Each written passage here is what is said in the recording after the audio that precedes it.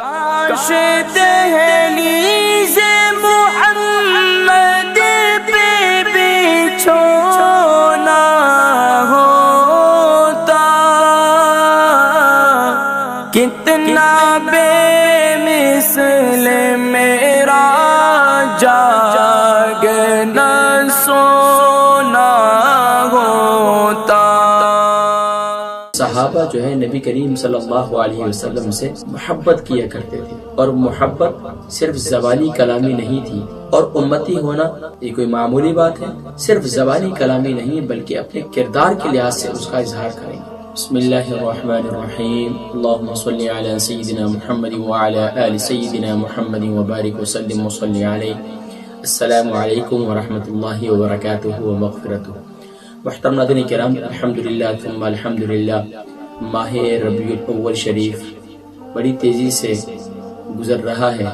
آج 8 ربیع الاول ہے، اور 8 ربیع الاول کے کیا خاص اعمال اور وظائف ہیں انشاءاللہ ان کا تذکرہ آج کریں گے۔ ناظرین کرام، حضور حسب معمول حضور اکرم صلی اللہ علیہ وآلہ وسلم کی تعلیمات پیش کرنے کی سعادت حاصل کر رہے ہیں، اور اس کا مقصد معاشرے کے اندر اپنے رویوں میں تبدیلی لانا ہے، اپنی عادات کو بدلنا ہے، اور اسوہ رسول صلی اللہ علیہ وسلم کی تعلیمات کے مطابق ڈھالنا ہے۔ ناظرین کرام، حضور اکرم صلی اللہ علیہ وآلہ وسلم کی یہ حدیث مبارکہ سبحان اللہ ان صحابہ رضوان اللہ تعالی علیہم اجمعین کے لیے اتنی اہم، اور یہ حدیث مبارکہ صحابہ نے سنی کیونکہ صحابہ جو ہے نبی کریم صلی اللہ علیہ وسلم سے محبت کیا کرتے تھے، اور محبت صرف زبانی کلامی نہیں تھی بلکہ آقا علیہ السلام سے کہا کرتے تھے کہ یا رسول اللہ صلی اللہ علیہ وسلم فداک ابی و امی یا رسول اللہ، کہ ہمارے ماں باپ آپ پر قربان ہو جائیں۔ تو حضور اکرم صلی اللہ علیہ وسلم نے ارشاد فرمایا، قال رسول اللہ صلی اللہ علیہ وسلم من احبنی فقد اطاعنی ومن اطاعنی کان معی فی الجنہ۔ حضور اکرم صلی اللہ علیہ وسلم نے ارشاد فرمایا، جس نے مجھ سے محبت کی بے شک اس نے میری اطاعت کی، اور جس نے میری اطاعت اور میری فرمانبرداری اور میری اتباع کی، میری پیروی کی، میرے مطابق اپنی زندگی گزاری، تو سبحان اللہ وہ جنت میں میرے ساتھ ہوگا صلی اللہ علیہ وسلم۔ صحابہ رضوان اللہ تعالی علیہم اجمعین تو اسے سن کر خوش ہوئے، اتنے خوش ہوئے کہ ہم تو دنیا میں ساتھ نہیں بلکہ جنت میں بھی ساتھ ہوں گے، سبحان اللہ۔ تو آقا علیہ السلام کی حدیث مبارکہ سے ہمیں یہ پتہ چلا کہ محبت کا معیار عمل سے اس کا اظہار ہوتا ہے۔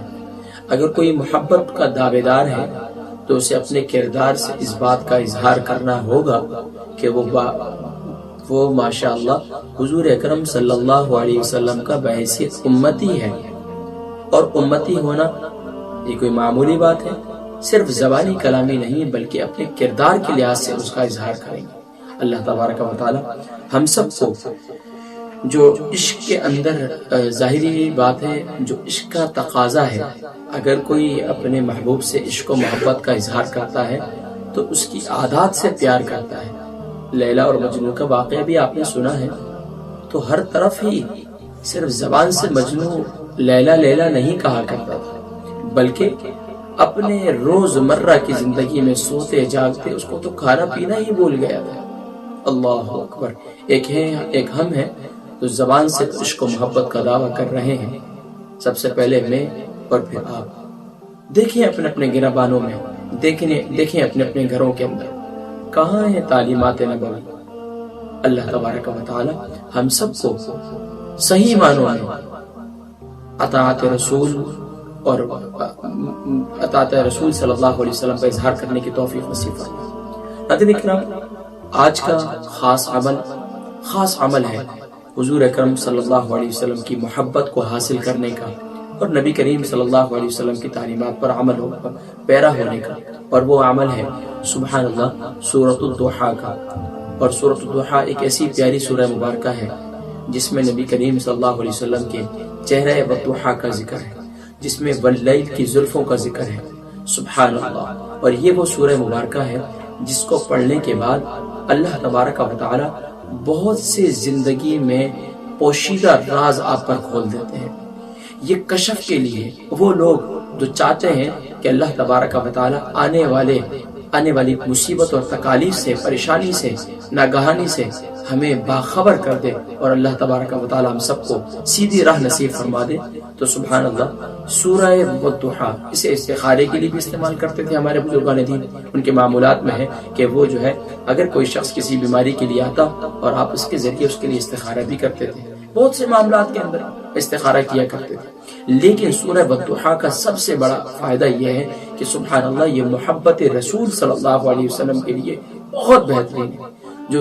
جو لوگ یہ چاہتے ہیں کہ ہمیں بھی کوئی ذرہ محبت جو صحابہ کے دل میں محبت تھی، وہ محبت ہمیں اس میں سے کچھ ذرہ قطرہ ہمیں بھی مل جائے، تو فرمایا کہ وہ روزانہ کے معمولات میں فجر کی نماز کے بعد یعنی صبح اور شام، مغرب کی نماز کے بعد آپ یہ عمل کیجئے، سورہ والضحیٰ 100 بار صبح کے وقت میں، 100 بار شام کے وقت میں۔ اگر کوئی 100 بار نہ کر سکے تو کم سے کم اس کی تعداد 21 بار ہے۔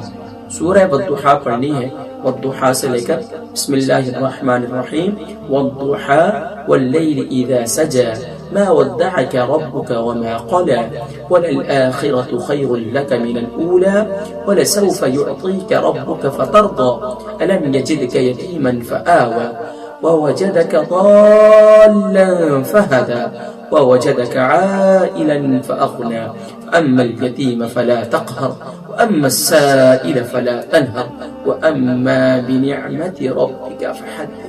یہ اتنی پیاری سورہ مبارکہ ہے کہ اس سے انشاءاللہ محبت رسول بھی ملے گی اور اطاعت رسول صلی اللہ علیہ وسلم کا سبحان اللہ یہ جذبہ بھی ملے گا کہ اطاعت رسول پر عمل کرتے ہوئے اپنی زندگی گزارے۔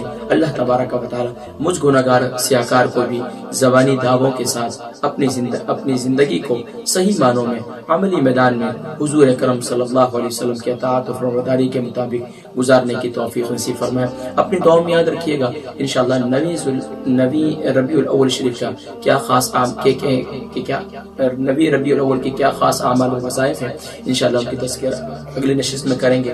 اپنی دعاؤں میں یاد رکھیے گا، اس پیغام کو دوسرے مسلمانوں تک پہنچائیے، اپنا کردار ادا کیجیے۔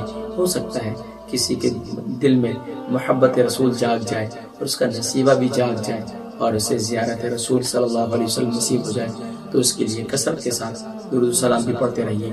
السلام علیکم ورحمۃ اللہ وبرکاتہ۔